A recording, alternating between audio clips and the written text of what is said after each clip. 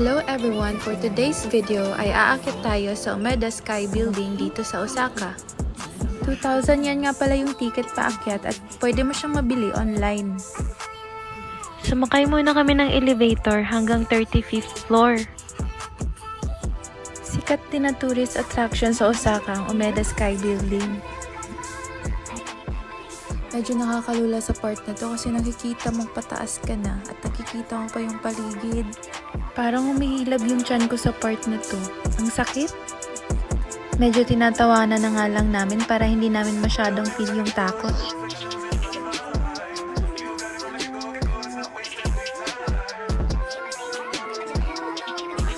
Pagdating namin sa 35th floor ay pumila kami papuntang taas. Ito talaga yung part na pinupuntahan ng mga tao. Umawala na nga kami pa isa-isa, paakyat at pababa pa. Syempre, para may pang-reel sa FB at Instagram o kaya naman sa TikTok.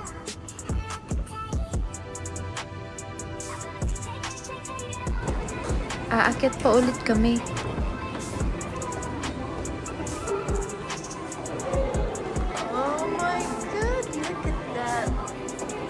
Kitang-kita mo talaga ang buong syudad ng Osaka mula dito sa taas. Gustong-gusto ko talaga yung mga overlooking na view kahit may fear of heights ako.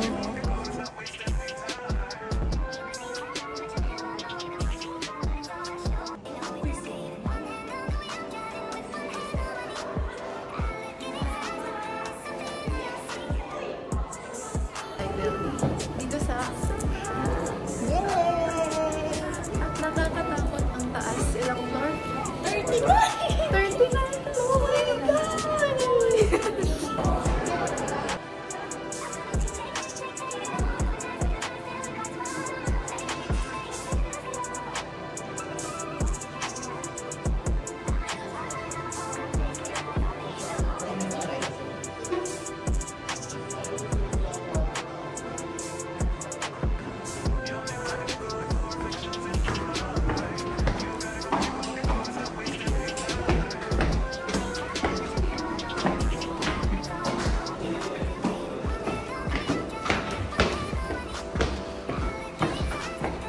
Oh my goodness!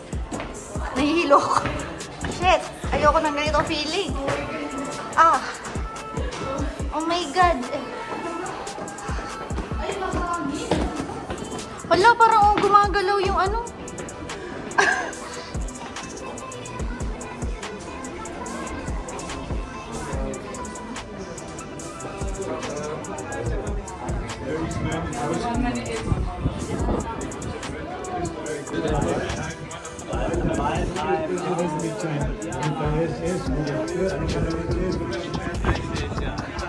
Oh shit! Ate siya! Sige, dito lang ako sa camera mo titingin! Nakakatakot naman talaga dito at sobrang hangin. Parang liliparin ka ng hangin.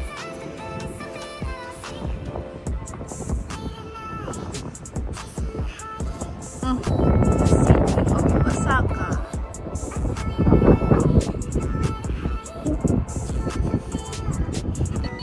Umaaura na naman ang lola nyo dyan, palakad-lakad. Kunyari, palakad-lakad dito, palakad-lakad doon. Feeling artista yarn. Buti na lang may ever supportive akong videographer, si Jennifer. Shout out to you!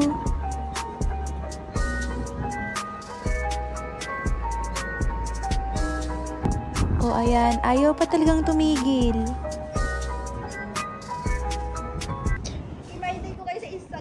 Ano hinahanap niyo? Uy, bawal tumayo dyan. Ano nangyari sa inyong dalawa? Wala kasi. Tinan mo tong dalawang to, grabe makatingin. Akala mo naman may kilala silang pangalan sa mga padlock. Tumayo kayo dyan. Pili. Kinikilala ni Cha, baka andyan yung pangalan niya. At dahil walang magpipicture sa amin, pinatayo ko na lang siya sa monopod. At hinangin pa, buti na lang naabutan ko.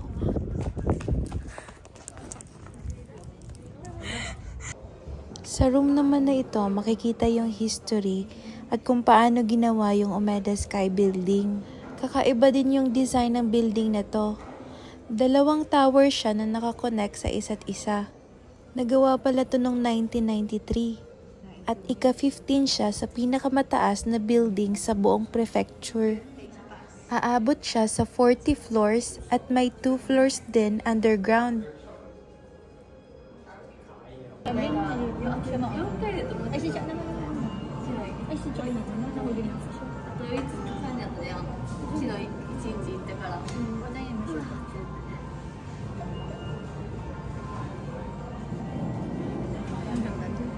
Lalo na si ipay po kayo. At dahil wala na masyadong tao, hindi pa rin tapos yung pag-aura namin dito. Hello, everybody! Omega Sky Building. Yes!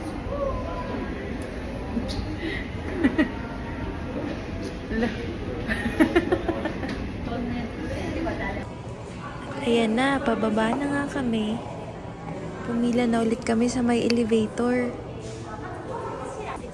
Nakapasok na nga kami sa may elevator at kinakabahan na nga kami pababa.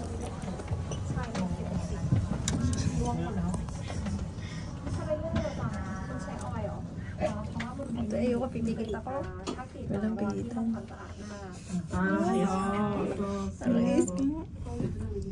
My God.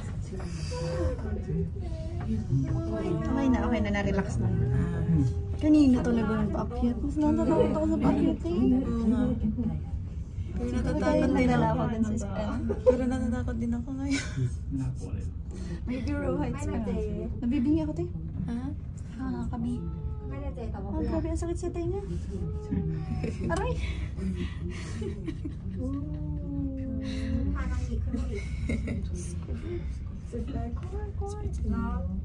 May fear of heights talaga ako. Kaya siguro Ako din. Pero... At dyan na nga nagtatapos ang aming trip sa Omega Sky Building. May panibago na namang galaan bukas. Salamat sa panonood. Paalam!